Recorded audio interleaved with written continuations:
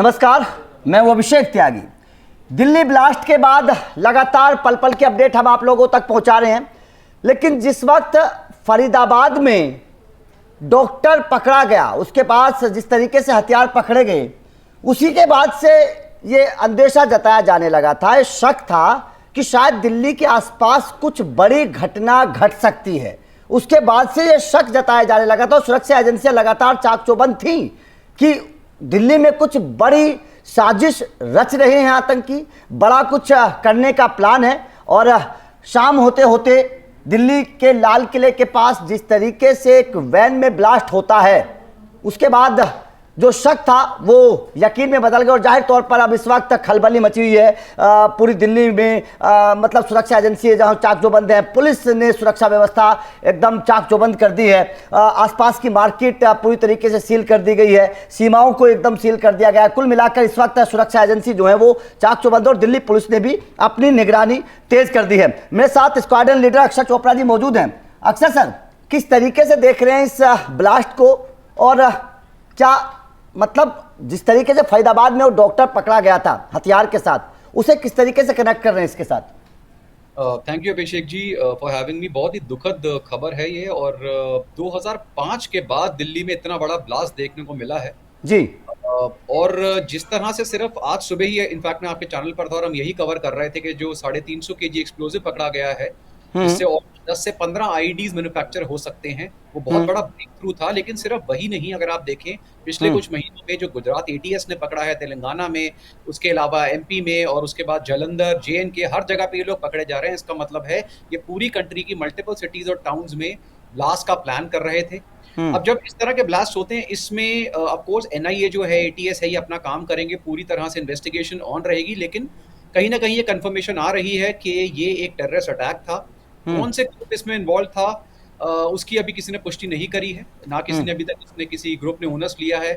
Also अगर हम एक चीज नोट करें तो ये जो कार थी, ये स्लो मूविंग कार थी, और इसका मतलब है जो टेररिस्ट थे वो इसके अंदर बैठे हुए थे, वो मॉनिटर कर रहे थे कि कब उन्होंने डेटोनेट करना है।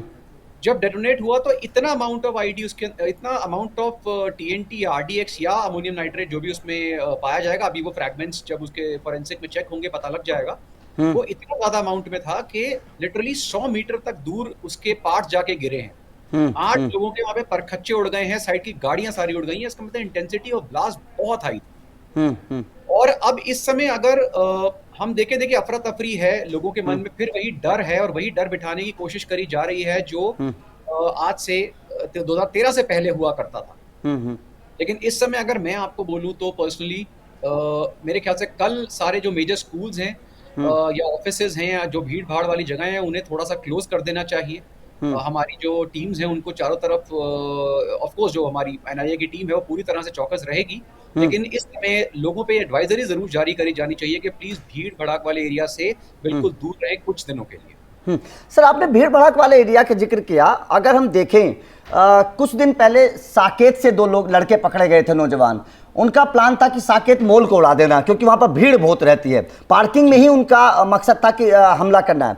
उसके बाद में आज फरीदाबाद में जिस तरीके से पूरा एक बहुत बड़े मात्रा में जखीरा पकड़ा गया, इसका भी मकसद, मोटिव यही था कि शायद किसी भीड़ भाड़ वाले इलाके को वहां पर विस्फोट करना है। ये भी भीड़ भाड़ वाला इलाका है। लाल किले के आसपास भी अगर हम देखें तो बहुत भीड़ रहती है शाम के वक्त। मतलब क्या ये टारगेट को समझा जाए कि ऐसे इलाके हैं टारगेट पर कि जहां बहुत कैजुअलिटी हो, ज्यादा लोग इकट्ठे होते हैं तो ज्यादा लोगों को मारा जा सके? देखिए, टेररिस्ट अटैक्स के ना, या तो बिल्कुल स्पेसिफिक अटैक होता है कि हमने एक पॉलिटिशियंस को टारगेट करना है या किसी सिक्योरिटी हेड को टारगेट करना है, वो अलग अटैक्स होते हैं। लेकिन इस तरह के अटैक्स जो होते हैं ये टोटली पैनिक क्रिएट करने के लिए होते हैं, और टेररिस्ट ग्रुप इसे क्रिएट करते हैं एक डर फैलाने के लिए कि हम एक्टिव हैं, हम आपके अगेंस्ट काम कर रहे हैं। और ये हमेशा सिविलियंस को टारगेट करते हैं भीड़ भड़ाक वाले एरिया में, क्योंकि जब ऐसा ब्लास्ट होता है तो मैक्सिमम लोग जो है वो कैजुअलिटीज होती है। अब इसका एग्जांपल हम देख सकते हैं, एग्जांपल राजीव चौक है। वो एक और बहुत बड़ा एक ऐसा एरिया हो सकता है जहां पर ये घटना घट सकती है। इसलिए गवर्नमेंट को इमीडिएटली एडवाइजरी जारी करनी चाहिए कि एटलीस्ट जो भीड़ वाले एरियाज हैं उन्हें बिल्कुल अवॉइड करा जाए, और हो सके तो एक दिन के लिए ऑफिसेज वगैरह को आप ऑनलाइन कर दीजिए, स्कूल्स बंद कर दीजिए। बिल्कुल सर, ये सही आप बोल रहे हैं कि थोड़ा सा सावधानी रखनी चाहिए।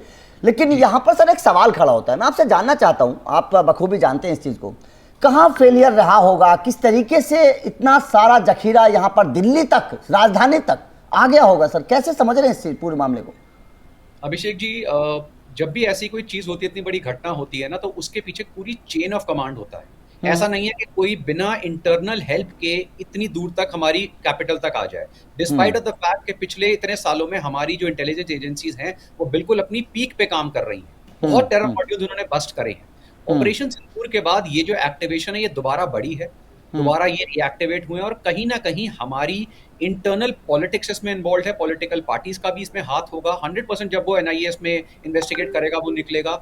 इंटरनल हमारे बहुत सारे ऐसे लोग होते हैं जो इनको हेल्प करते हैं, जैसा आपने जेएनके वगैरह में भी देखा है कि इंटरनली बहुत लोग पकड़े जाते हैं। तो यहाँ पर भी बहुत लोग होंगे जो पकड़े जाएंगे आने वाले समय में, और वो इन्वेस्टिगेशन में ही पता लगेगा। लेकिन एक चीज मैं बोलना चाहूंगा, ये थोड़ा सा एक गुस्सा भी है। देखिए, हमने पिछली बार भी जब ऐसे ब्लास्ट हुए थे 2013 से पहले मल्टीपल, हर बार हम छोड़ देते थे। लेकिन इस बार मैं रिक्वेस्ट करना चाहूंगा, चाहे अमित शाह जी हो या प्राइम मिनिस्टर साहब हो, जो भी हो, डोवाल साहब हो, अगर ये निकल कर आता है कि इसमें पाकिस्तान का हाथ है और आईएसआई और आईएसएस का जिसका भी हाथ है, जो भी बॉडीज हैं, तो प्लीज ऑपरेशन सिंदूर को जब आपने बोला था कि 2.0 होगा, वो रुका नहीं है, तो वो दिखाइए कि वो होगा। बिल्कुल बिल्कुल सर, सही बोल रहे हैं, क्योंकि जवाब तो देना जरूरी है अगर ये वास्तव में आतंकी हमला, क्योंकि अभी जांच की जा रही है, अभी कह नहीं सकते कि वास्तव में इस घटना के पीछे वजह क्या है असली।